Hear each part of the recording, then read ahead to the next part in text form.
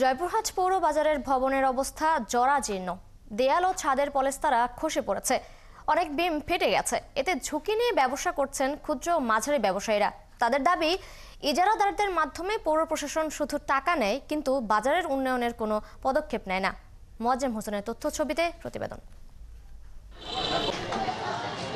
2 যুগ আগে জয়পুরহাট শহরের ভেতর এই বাজারটি নির্মাণ করে পৌর প্রশাসন। এরপর থেকে এলাকার মানুষের কাছে এটি একমাত্র ভরসা। এলাকাবাসী বলছেন, দীর্ঘদিন ধরে সংস্কার না করায় ভবনের ছাদ এখন বেহাল। পিলারগুলোর পলেস্তারা খসে পড়ে লোহার রড বের হয়ে আছে। এতে ঝুঁকি নিয়ে ব্যবসা করছেন ক্ষুদ্র ও মাঝারি ব্যবসায়ীরা। আমাদের বাজারে বেহাল অবস্থা। আমাদের এই যে ওয়াল ফাটে গেছে, ছাদ ফাটে গেছে, কাস্টমার মাথায় ছাদ টুকরা পড়ে যাচ্ছে। কাস্টমার আসে, পাও পিছলে পড়ে যায়। আমার এই বুঝতে একটা সংসার করে দিলে আমার সবগুলো টিন নাই, আসলে টিন দিয়ে পানি পড়ে। ময়লা আবর্জনা ফেলে রাখা হচ্ছে যত্রতত্র। বিশাল এলাকা নিয়ে গঠিত হলেও এখানে পানি নিষ্কাশনের নালা নেই। এতে প্রায় সময় দেখা যায় জলাবদ্ধতা। মেঝের অবস্থাটা খুব অস্বাস্থ্যকর, দাঁড়ানো যাচ্ছে না, পড়ে যাওয়ার মতো অবস্থা হচ্ছে। রাস্তায় হাঁটা যায় না, এগুলো একটু পরিষ্কার পরিচ্ছন্নতা দরকার।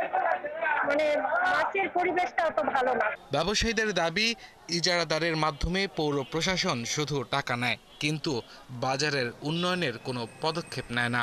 আমরা দোকান ভাড়া, ভ্যাট ট্যাক্স সবই দেই, রাস্তা দেই, কিন্তু আমাদের মার্কেটের সংস্কারটা করা অতীব জরুরি। কর্তৃপক্ষের দৃষ্টি আকর্ষণ করছি, তারা যেন এই মাছ বাজারটা উন্নয়নের জন্য পদক্ষেপ গ্রহণ করে না। নির্বাহী কর্মকর্তা বলছেন, ঝুঁকিপূর্ণ ভবনটি সংস্কারে দ্রুতই উদ্যোগ নেবেন তারা। আমরা জেলা পরিষদের মিটিং এ এই বাজার এবং মাছুয়া বাজার এর সাথে আরো আরেকটি বাজার, আমাদের মাছের যে আড়ত যেটা খন্দনপুরে, সেই বাজার, এই দুটা বাজারকে আমরা সংস্কারের জন্য আমরা প্রয়োজনীয় অর্থ বরাদ্দের সংস্কার রেখে আমরা রেজুলেশনে সিদ্ধান্ত গ্রহণ করেছি। পৌরসভার এই বাজারে প্রতিদিন কোটি টাকার লেনদেন হয়, যেখানে প্রতিদিন ভিড় করেন হাজারের বেশি ক্রেতা। আব্দুল আল মামুন, ৭১। দর্শক, এই বিষয়ে বিস্তারিত জানাতে আমাদের সাথে সরাসরি যুক্ত হচ্ছেন সহকর্মী মোয়াজ্জেম হোসেন। মোয়াজ্জেম, পৌর বাজারের বর্তমান অবস্থা জানাবেন, ব্যবসায়ীরা কি বলছেন এবং এই বিষয়ে প্রশাসন কি কোনো ব্যবস্থা নিয়েছে কিনা, কি তথ্য আছে আপনার কাছে? আচ্ছা, ধন্যবাদ আপনাকে। আপনি প্রতিবেদনে যেমনটি বলছিলেন, এই জয়পুরহাটের মাছ বাজারটির বর্ণনা আসলে এই 2-1 মিনিট আসলে করা খুবই অসম্ভব। এত বেহাল অবস্থায় এই মাছ বাজারটি, আপনাকে বলে রাখি যে এই মাছ বাজারটির পাকিস্তান আমল থেকেই কিন্তু এই মাছ বাজারটি জয়পুরহাট শহরের 0 পয়েন্টে। আপনি প্রথমে এই মাছ বাজারটির, আমি যদি বলি যে মাছ বাজারটির নাম ছিল মাছুয়া বাজার, এরপরে মাছ বাজার, এবং এর পরবর্তীতে 2091 সালে কিন্তু এই মার্কেটটির নাম দেওয়া হয় সাহেব বাজার, এবং এখানে তখনই কিন্তু এটা আধুনিকায়ন করা হয়। এখানে আধুনিকায়ন করা এমন ভাবে করা হয়েছে যে এই আধুনিকায়ন কিন্তু মিনিমাম 100 বছর থেকে 90 বছর পর্যন্ত হওয়ার কথা, কিন্তু এইটা কিন্তু 30 বছর থেকে 25 বছরের মধ্যেই কিন্তু এরা জরাজীর্ণ অবস্থা হয়েছে। আমি এখন মাছ বাজারে যে মাছ যেটা আছে সেটা যে ধরে আছি, সেটার বেহাল অবস্থা।